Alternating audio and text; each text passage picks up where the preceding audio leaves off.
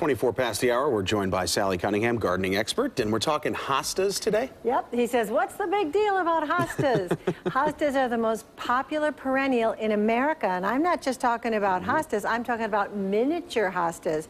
A good friend of mine, Kathy Shadrack, with her husband Mike, wrote a book about little hostas, and you wouldn't believe it. People don't really understand, but hostas are collected just like jewels or stones might be collected. Wow. There are thousands of kinds of them, and if you get to learn about them, some could be $80, others could be $12, and it's all in how rare they are. These are little hostas, kaleidoscope and tattoo, and there's all baby bunting. It's a hosta for everyone. There's a hosta for everyone, and coming Saturday, Mike Shadrack and Kathy are giving a talk at Lockwoods about hostas for hosta people.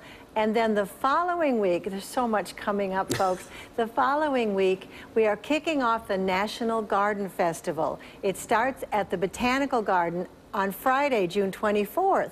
And I really hope some of you are going to sign up for things. We'll give you a website at the end of this segment, but sign up for that, for Perennials Day the next day at Lockwoods Greenhouses, for Fairy Day at Minnie's Nursery. There are so many things going on with the National Garden Festival, and I really want to get you folks out there. All right, well, we're going to head to the phones right now, Sally. We've got Gail from Westfield. Good morning, Gail. What's your question?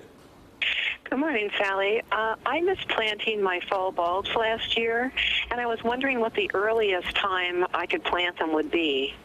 Okay, you plant your fall bulbs as soon as you can get them, is the truth. If you could plant them on August 30th, that would be fine. I don't know how anybody would still have hardy, tough fall bulbs hanging around that hadn't softened or rotten by now, but if you had any bulbs, just get them in the ground anytime. All right, we're going to stick with the phones right now. Harold from East Aurora joins us now with his gardening question. Good morning, Harold. Good morning. Yes, I have a large bed of hens and chickens. Could I use Roundup on there to kill some of the creeping Charlie and stuff like that? No, technically Roundup can travel through the leaves of anything, including the succulent leaves of hens and chickens. It would definitely damage them. I wouldn't do it. I think you're going to have to pull the weeds or find some other way. All right.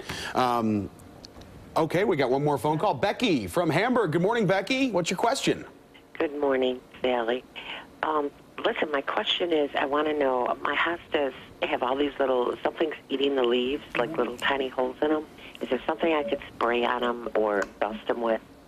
Well, you probably have slugs coming out now. I think the slugs are beginning to appear with all the moisture we've had. If they didn't drown, they're out there eating holes in the hostas.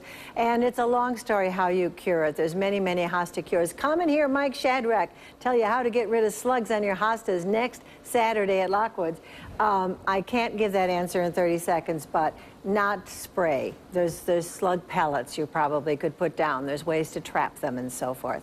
Well, listen, folks, on the website, buffalogardens.com is how you register for a week from Friday to hear Carrie Ann Mendez, our great guest speaker. I'll be walking around the Buffalo Gardens at the Botanical Garden with her, identifying shrubs and flowers, and we're going to have a great party to kick off the National Festival. So go on there and join me. It doesn't cost an arm and a leg, and we're going to have a great time.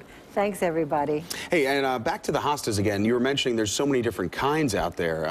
What was the one you mentioned, the tattoo? There's one called Tattoo. I almost spilled on the ground. There's Baby Bunting. There's Little Mouse Ears. They're the cutest names, and those who collect understand this. There's really so much to the genus. They put these little hostas in dishes, in dish gardens, as well as in the garden. But some hostas can be 4 feet tall. So all sizes we're talking. They take a great role in our home landscape. All right, so, good. Hey, one of these days you'll be planting hostas, I swear. That's right. I need to borrow this book. Yes, you do. All right, gardening expert Sally Cunnigham, thanks for joining us this morning. Thank you.